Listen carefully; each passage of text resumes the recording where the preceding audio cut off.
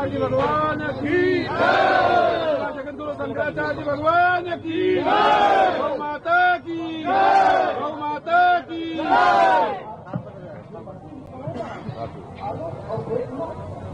गौ माता राष्ट्र माता।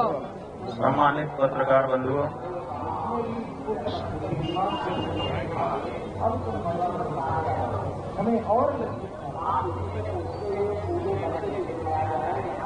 हमने अन्याय को अस्वीकार किया है और न्याय की प्रतीक्षा करेंगे।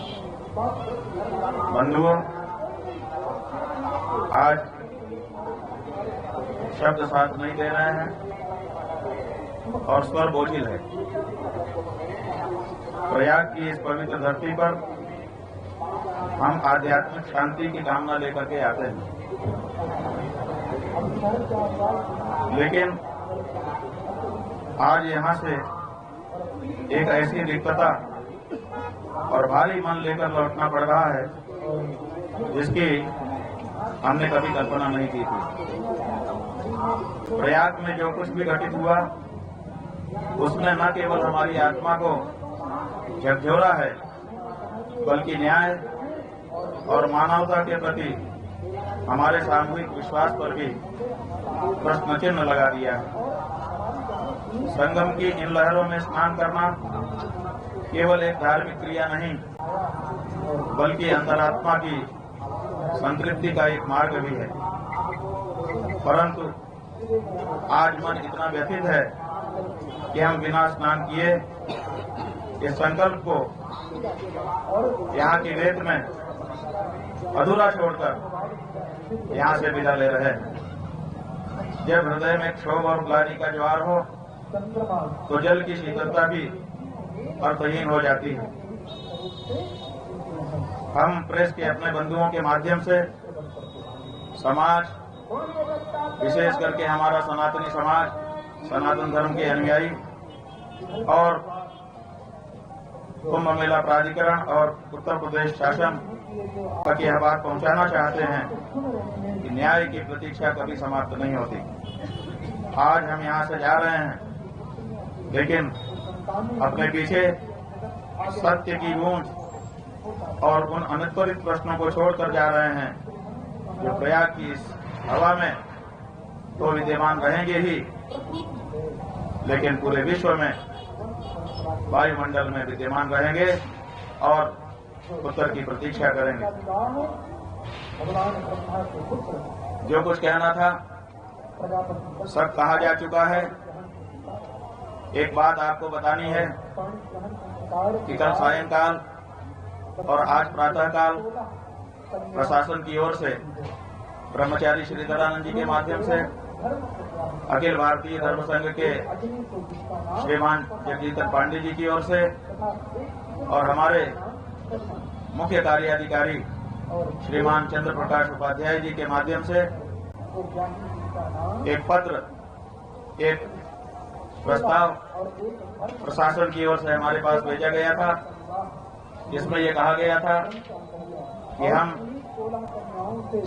स्नान के लिए जब आप जाना चाहेंगे ससम्मान आपको आपके शिविर से पालकी में ले जाकर के अधिकारियों के माध्यम से स्नान कराने के लिए तैयार हैं।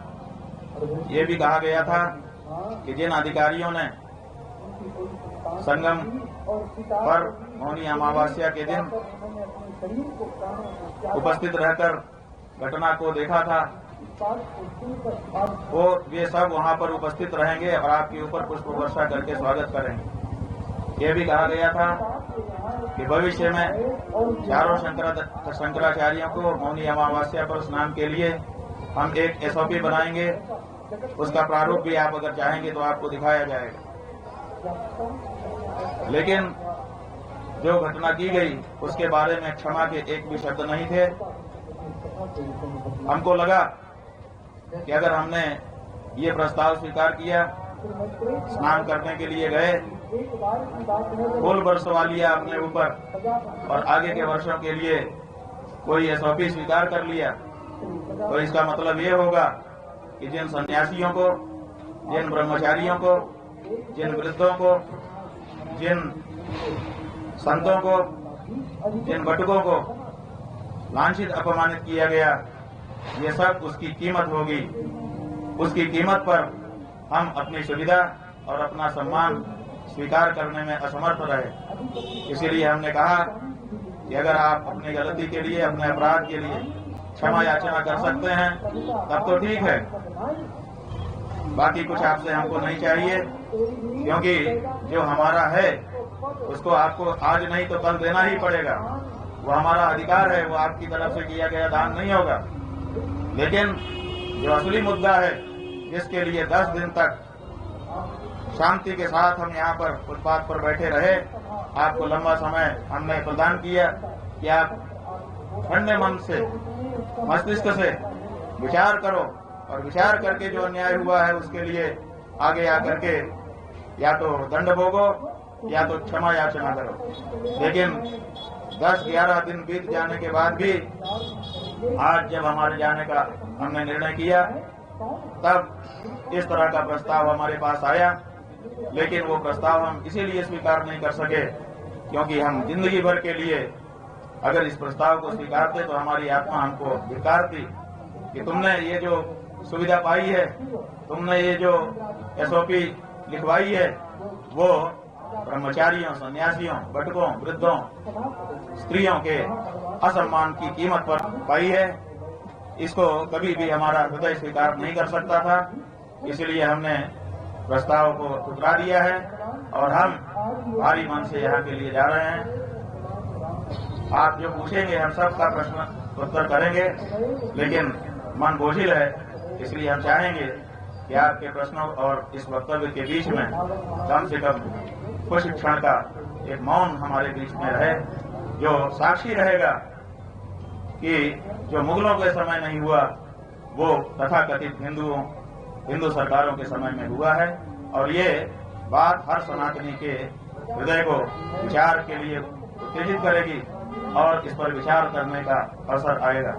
एक तरफ देश के गृह मंत्री कल गांधीनगर में थे, उन्होंने वहां पर कहा कि संतों का अपमान करने वाली और सनातनियों की सुध न लेने वाली सरकारें कभी भी स्थायी नहीं रह सकती हैं। एक तरफ इतना बड़ा ज्ञान उनके द्वारा उच्चारित किया जा रहा है और दूसरी तरफ सनातन धर्म के सबसे बड़े प्रतीक शंकराचार्य, सबसे बड़े प्रतीक बटुक, सबसे बड़ी प्रतीक सन्यासी, सबसे बड़े प्रतीक ब्रह्मचारी, जिन्होंने सनातन को अपने कंधों पर ढोने के लिए अपना जीवन समर्पित कर दिया है, ऐसी साधवियां, ऐसे वृद्ध, सबका अपमान यहाँ पर हो रहा है। और उसके बाद भी इतना बड़ा उपदेश गृह मंत्री जी के श्रीमुख से निकल रहा है। तो ये जो दोहरा चरित्र है, कहने में कुछ और करने में कुछ, ये अब देश के सामने साफ होना चाहिए और उसको साफ करने के लिए हम कार्य करेंगे, सर्व सनातनी तक संदेश भेजेंगे और ये स्पष्ट होना होगा कि सनातन का नाम लेकर के सनातन के विरोधी सत्ता में न रह सके। बंधुओं, इतना कहकर के हम थोड़ी देर चुप रहेंगे। जब थोड़ा सा हमको साहस होगा तो आप जो प्रश्न करेंगे हम एक एक करके उसका उत्तर जरूर देंगे। शंकराचार्य भगवान की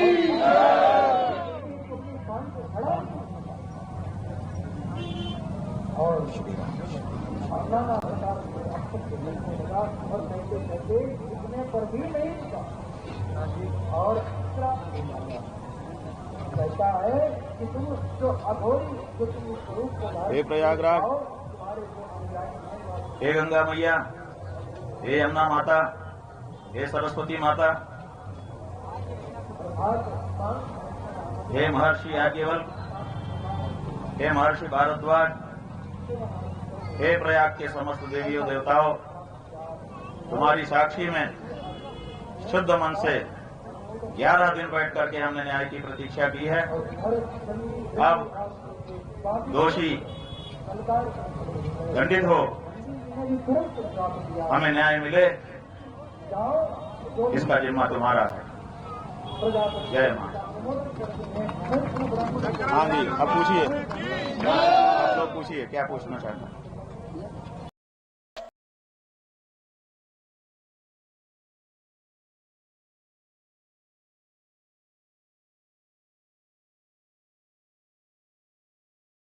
बाद में आपने एक गंभीर पहले दिन प्रश्न उठाया था कि मेरी हत्या की साजिश की गई है। क्या ये अधिकारियों द्वारा है या कहीं और से है? हालांकि उस दिन आपने थोड़ा संकेत भी किया था। किस कानूनी विषय पे? देखिए, किसी के सम्मान की हत्या उसकी हत्या ही है। हमारी भौतिक हत्या का प्रयास उस दिन किया गया था जो हमने आप सबसे बांटा था, लेकिन इन 11 दिनों में हमारे पीठ के सम्मान की हत्या तो कर ही दी गई। इसलिए जो हत्या की जानी थी उसमें वो सफल रहे और उन्होंने ये सनातन धर्म के प्रतीक की सम्मान की हत्या यहाँ पर की है, इसमें कोई संदेह नहीं था। जहाँ तक आपका प्रश्न है कि ये हत्या कर कौन रहा है, तो अगर ये हत्या यहाँ का प्रशासन कर रहा होता तो दूसरे ही दिन शासन प्रशासन के स्तर से उसको ठीक करने के लिए प्रयास किए जाते हैं। लेकिन 10-11 दिन के लंबे अंतराल में भी जिस तरह से उत्तर प्रदेश शासन और उसके मुखिया ने इस घटना के बारे में अपना रुख दिखाया है, उससे ये साफ हो गया कि इसके पीछे एकमात्र वही कारण थे। उन्हीं के निर्देश पर यह सब हुआ और आज तक भी हो रहा है। और कोई प्रश्न?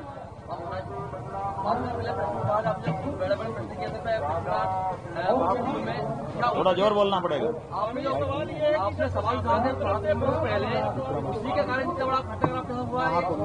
देखिए, ये सभी के मन में प्रश्न है कि इतना बड़ा निर्णय योगी आदित्यनाथ ने क्यों लिया होगा कि अपने प्रशासन से सनातन धर्म के प्रतीकों के प्रति ये रुख अपनाया गया, अपमानित किया गया सनातन धर्म के हर प्रतीक को।